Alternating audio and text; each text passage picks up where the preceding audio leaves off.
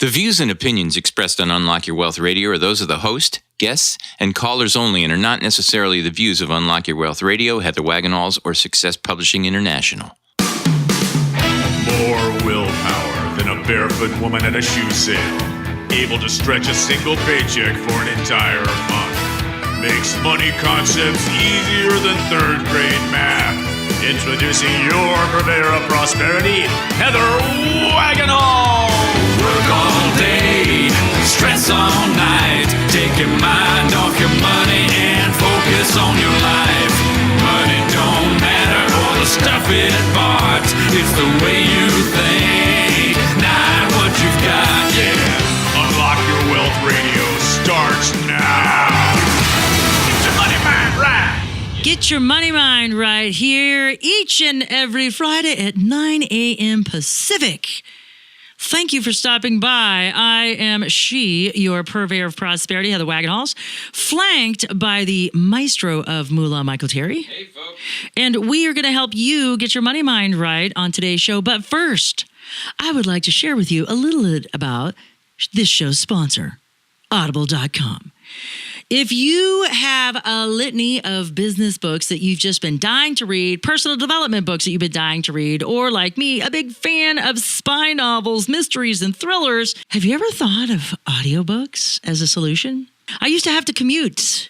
And what got me through was my rolling university, thankfully, and audiobooks. And because I am so passionate about audiobooks, I want to share with you our special offer from Audible.com for Unlock Your Wealth Radio listeners. All you have to do to get your free audiobook with no obligation is visit our website at audibletrial.com/unlock your wealth. That's audibletrial.com/unlock your wealth. And click on the link to over 150,000 titles to choose from for your iPhone, Android, Kindle, or MP3 player. Finally, we have our product on Audible. It didn't go up when we first thought, but now you can get the 7 elements for self-empowerment. Yes, and it was produced by the effervescent and multi-talented maestro of Moolah, as a matter of fact.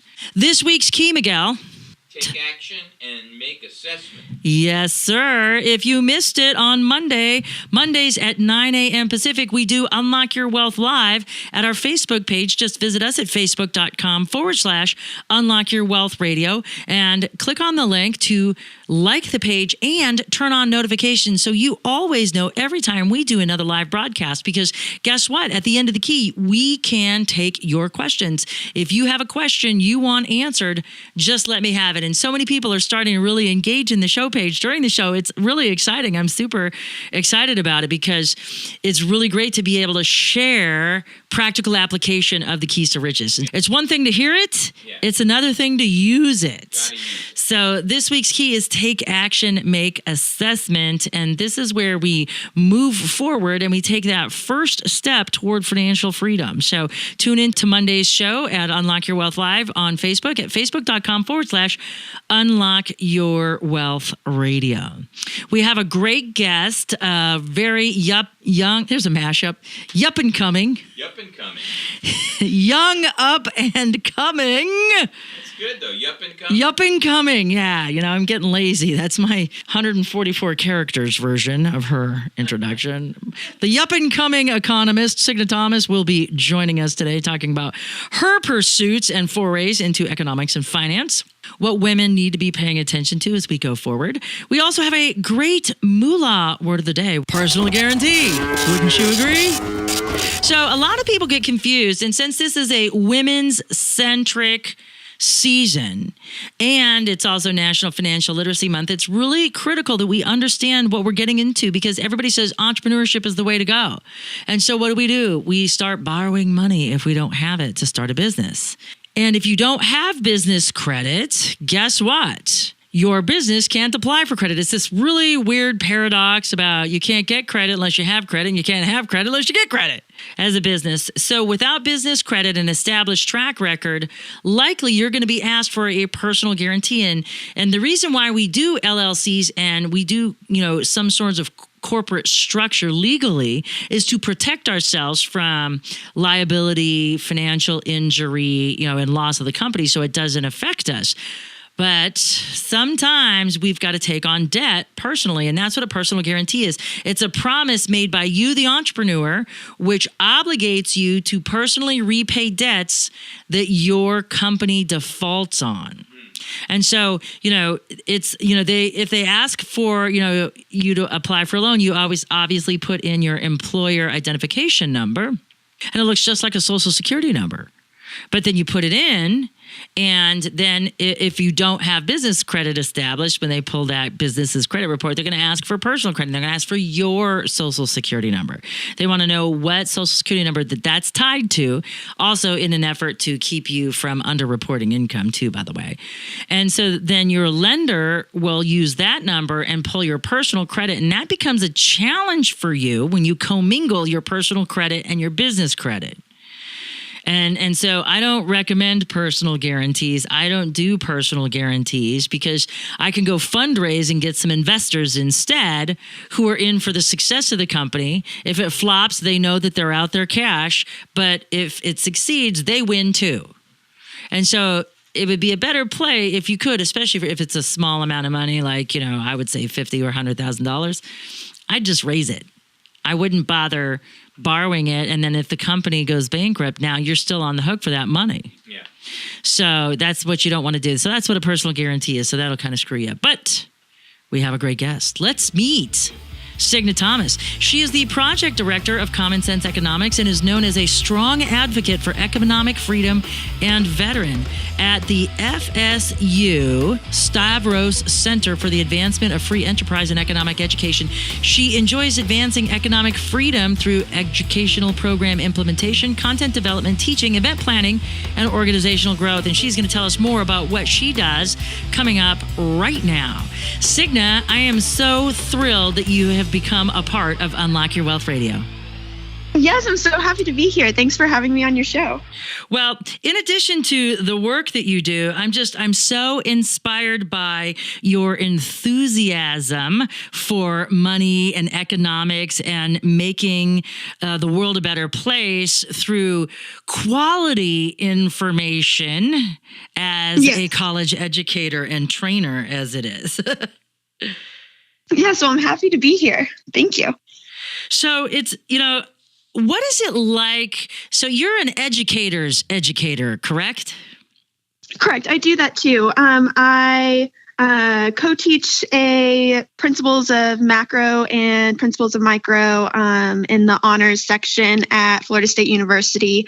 And then I also teach an online course full of educators.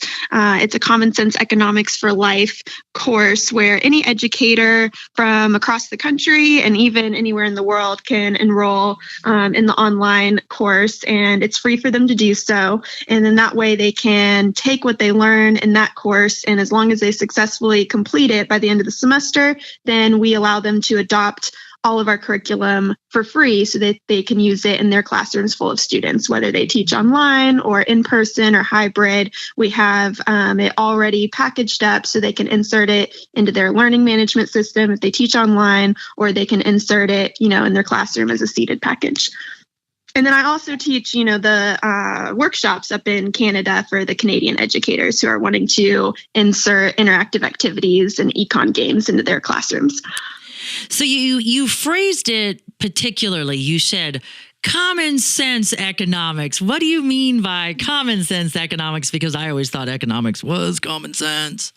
Well, it is, right? Like, some people are so scared to take an econ class. I know just this past weekend, someone was telling me about their daughter that's about to take an econ class. And I think she was like a chemistry major or something, to where you could tell she was a smart gal, but that she's nervous in taking econ. And I think there's just this perception that, I don't know, it's scary and that they're not going to be able to do it. But like you said, it really is common sense. And the Common Sense Economics curriculum is focused towards students who are probably just going to take one econ class. So they're not majoring in econ, but they still need to know the basic economic way of thinking. So the first three parts focus on economics. And then the fourth part, we add in personal finance. So specifically, we go over the 12 key elements of economics in part one. 1, and then they move into the 7 major sources of economic progress. So they learn, what creates wealthy, healthy nations, and what kind of economic institutions lead to poverty. And then in part 3, we go over the economic progress and the role of government. So they're learning, basically the economics of government. And then in part 4 is when we add in the 12 key elements of practical personal finance. So they're dipping their toes in the water when it comes to, how to lead a healthy life, healthy, wealthy life. And, they need to start investing early and saving early. And we teach all of that in part 4.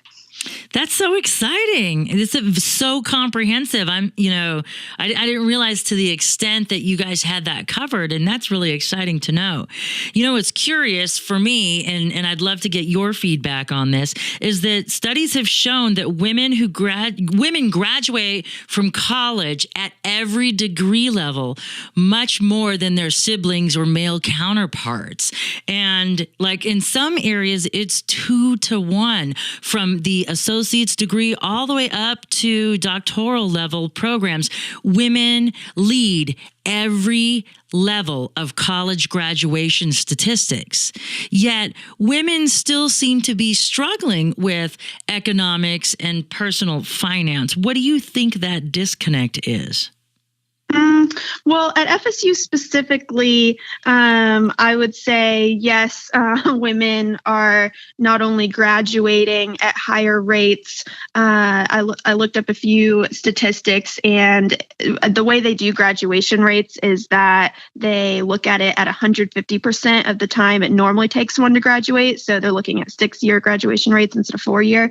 So when looking at those normal 150% time graduation rates, women are at 82%, while men are at 76.9. So there's, obviously the females are leading the way there. But then if you're looking at just the normal 4-year graduation rates, where they're graduating in 4 years or less, the females at FSU are still, I don't know if I said that. This is at Florida State University. The females are still ahead with 67% graduation rates, and the males are at 51% with that 4-year graduation rate. But I'd say even in our own classroom, prior to this year, we were teaching regular macro and micro at the principal's level, and then starting in the fall and now spring, we're doing honors principles of micro and macro. And no matter whether it's with the regular students or the honor students, I can say that the females in class, the top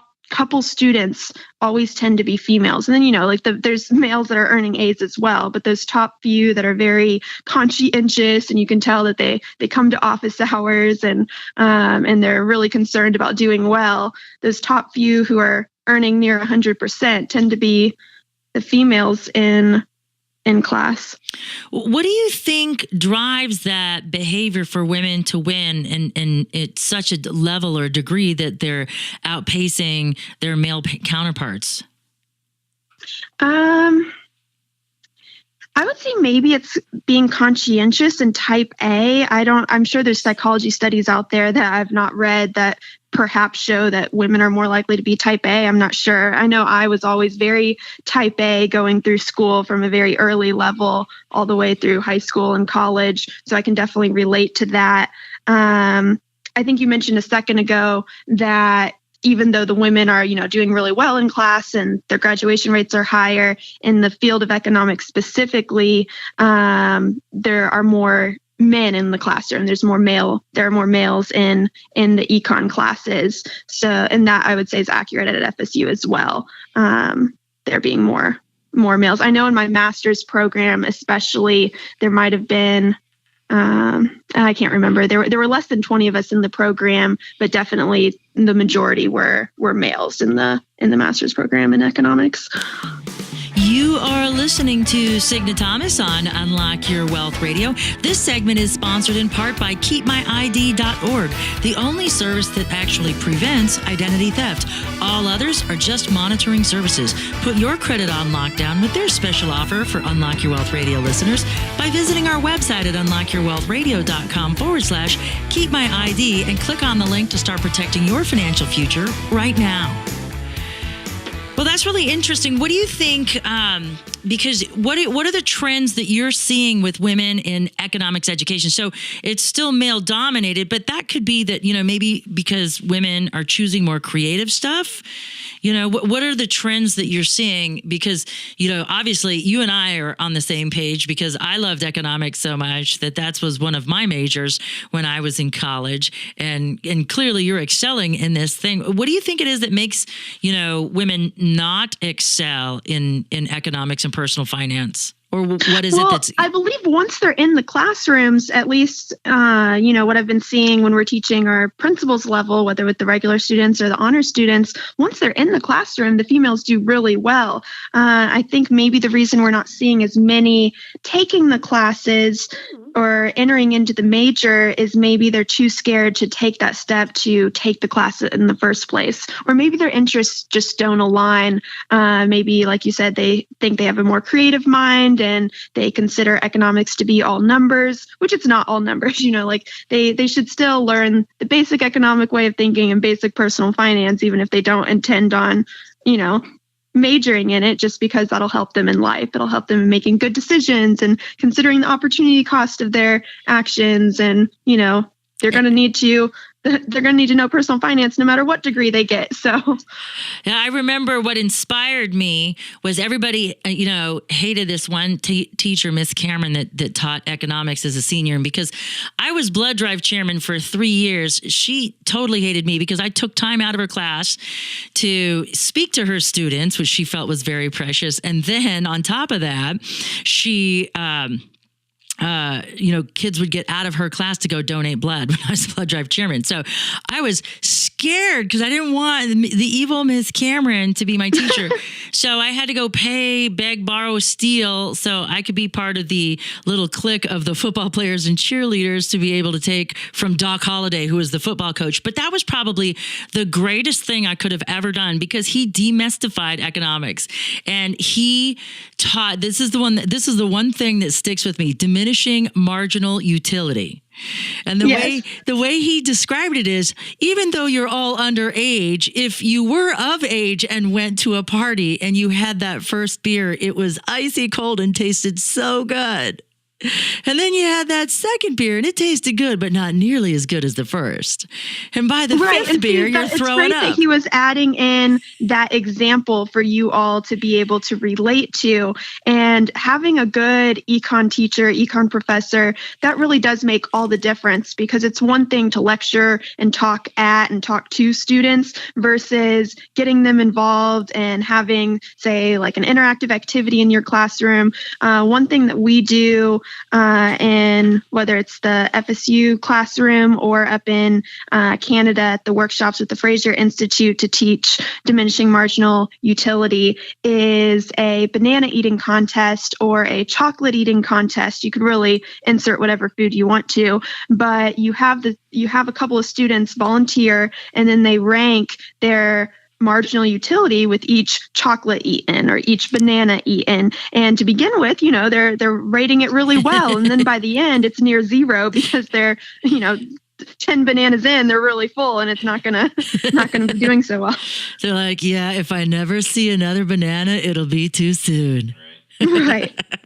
That's awesome. I think that's critical. So, what can women do? We're excelling at education. We're learning like there's no tomorrow. And studies have also shown that women are super great at investing. But yet, when it comes to female CEOs, we're a lot further ahead than what we were, 10 years ago. But what do we need to do to get women to embrace finance? I mean, is it deleting the stigma of money, demystifying economics because maybe economics isn't sexy enough for us to take as a class? What do you think women need? What's the biggest disconnect you're seeing in the educational process?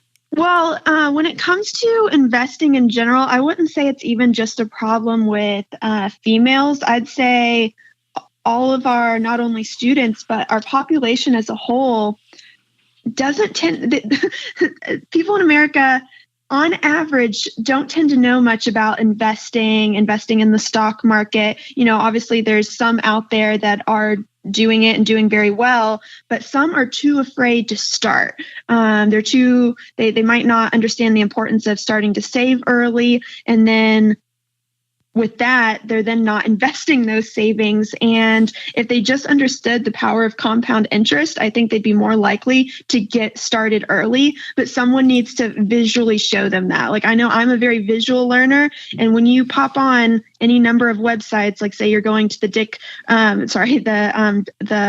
David Ramsey investment calculator website, you can plug in your own figures in there, your starting salary, what age you're starting at, whether you're, starting with your real job out of college at age 22 or 23. You can plug all that in there and then see, okay, if I invest this much each month, if I invest a little more each month, how much will that get me at retirement? And if students see that with compound interest, investing a couple $100,000 over the lifetime of their working years leads them to $2 million because of the compound interest that grew, then they're like, oh, then it does matter if I'm only able to save that, $100 a month in the beginning. It's still good to save and invest that, even if it's small, because it's going to grow. Right. And that's kind of like the best thing because, everybody wants to get rich quick. But, I remember in the year 2000 when Mark Victor Hansen came out with that book, The 1 Minute Millionaire, and it was like a story on one side of the page and a how-to book. And so it was like 2 books in one. It was really unusual to read. I couldn't read them at the same time anymore. It was hard switching gears. So I read one side and then I read the other side. And one of the things that he said is he says, you can become a millionaire on $1 a day. And he says, you can also get rich quick. And he says, why choose? Why not do them both? Get rich quick. Maybe I'm going to have to get the name of that book from you again after this radio interview, because that would be an interesting book to read. One other thing that I think not many people understand and know about is Roth IRAs and how that can be a really good investment tool when they're investing. And even if they don't know much at all about stocks or what to invest in, and that can be so overwhelming that people don't even start because they're so overwhelmed on, what should I be investing in? I don't know the stock market. For beginners that don't know much, they can still invest in, say, the S&P 500 index, which is stable enough that if they're looking to invest long-term and they're trying to invest for retirement, over a 35-year period, the average yearly annual return for the S&P 500 index is going to be around 8%. So that is a great way of investing, and when held over a lengthy period of time, that diverse holding of stocks has historically yielded both a high and relatively stable rate of return. Well, it's funny that you say that, because if your great-grandfather would have invested a lump sum of $10,000 when the market crashed in 27, you would be a trillionaire now. Even though the market's crashed. I could do quite a lot with the $1 trillion, Heather. It would be tough, but I'd make it work. I'd make it work. Yeah. I'd make it work, but I'd have to buy a plane and then come and pick you up, and then we'd have to go to Paris to have lunch on the Eiffel Tower today.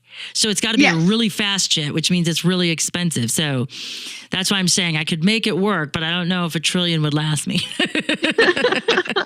Yeah, we'd make that work. We'd figure it out. Maybe we'd have to cut down our couture wardrobes. It's like $75,000 a year to maintain a couture wardrobe.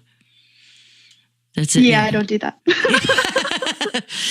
I do the accessories, because it's all in the accessories. If you invest in couture accessories, then nobody's going to notice that your pants were from Walmart. Actually, that's a very good point. And in my little side business, so by day I'm an Econ educator. I work for the Stavros Center for the Advancement of Free Enterprise and Economic Education as the project director for Common Sense Economics. And then, on the side, I do my econ consulting, such as with the Fraser Institute up in Canada, those workshops. Then on the side, I also have my little side business, Beautiful and Confident Boutique by Signe. And one of the things I sell in that boutique is accessories, jewelry. Yeah, and it's great that you brought up about that, because when we had Sharon Lecter on last week, one of the things that we talked about, and she said a million times over the last almost decade of being on my show, is that what we have to focus on when it comes to money management is that you can only budget and pare back so much. You still have to live, you have to eat, and you have to clothe yourself to get to work. So the only way to truly succeed isn't about better budgeting. It's about adding income streams. And look at you. You have got 3+ income streams and you just keep going. So there's no question that you're going to be successful, because, you're not supposed to ask a woman's age, but I already know how old you are. And I am super impressed, to see how hard you're working at your age. You certainly dispel the myth of millennials. That's for sure.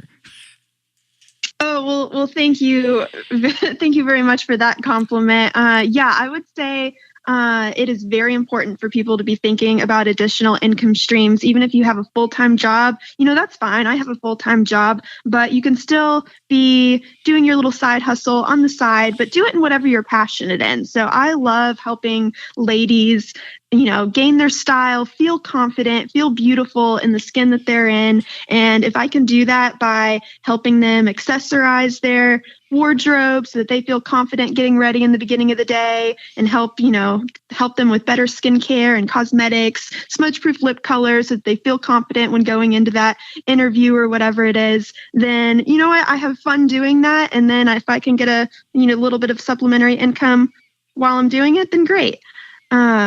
Well, and it's a great way to pay it forward and get paid for paying it forward. And, as you know, this is a biology-based approach to money management and success. So if you don't feel good about yourself, you're not going to make effective decisions. And then your shopping is retail therapy. So you're not really shopping for value. You're shopping to placate some sort of missing emotion or something else that's going on in your life. And it's going to spiral you further downwards and maybe cause impulse shopping problems. It's going to screw up your budget, and and then we're going to have money problems. And so then now we have money problems in addition to our self-esteem or self-image problems, and it's just a downward spiral. But when we can get up and do little things to make ourselves look good and feel good first thing, and we can look in the mirror and say, I am whole, healed, and complete, and I am enough, and I am ready to take on this day no matter what happens. I'm going to look for the best in every situation.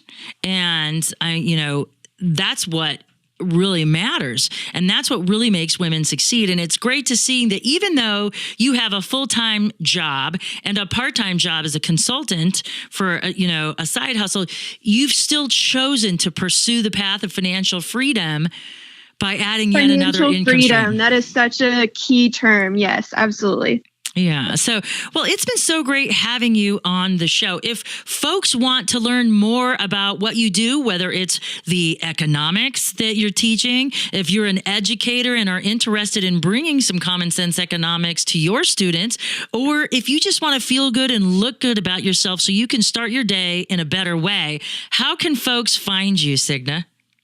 Okay, so they can go to my website, signethomas.com. And I know my name's a little tricky, so that's Signe Thomas, THOMAS.com. And they can learn more there. And if you're on Facebook, you can find me. My Econ consulting page is just called Signe, Signe. And then if you're looking to get a little bit of smudge-proof lip color, accessories, help with your style, that's Beautiful and Confident. And that's spelled a little tricky on Facebook too. I wanted to emphasize the, be you, be beautiful. So it's BEYOUTIFUL, be beautiful and confident if they're finding that on Facebook. Well, thank you so much for being a part of today's show. And for those of you who are driving around without a pencil, never fear. UnlockYourWealthRadio.com is here, where you can visit Signe's show page, get the links to all of her Facebook, website, you name it, you got it, and so much more. So thanks so much for stopping by. For the maestro of Moolah, Michael Terry, I'm Heather Wagenhals. Now go out and unlock your wealth today. UnlockYourWealthRadio.com is produced by Heather Wagenhals and the Unlock Your Wealth Foundation. UnlockYourWealthRadio.com and its affiliates are copyrighted 2018 with all rights reserved. For more information on the Keys to Riches Financial Wellness series, please visit our website at www.unlockyourwealth.com.